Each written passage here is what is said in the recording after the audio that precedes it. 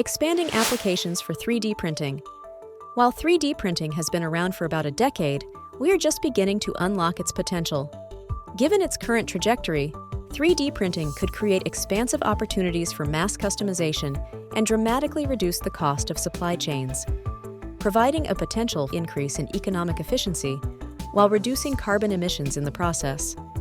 Potential applications include more localized printing to reduce outsourcing costs and third-party logistics requirements, opportunities for consumers to print replacement parts or products, expansion into bioprinting using organic materials and 3D printed pills to deliver on-demand treatments and cost reduction, rapid prototyping to reduce time to market, and even 3D printed houses to make use of recycled materials and address housing insecurity worldwide.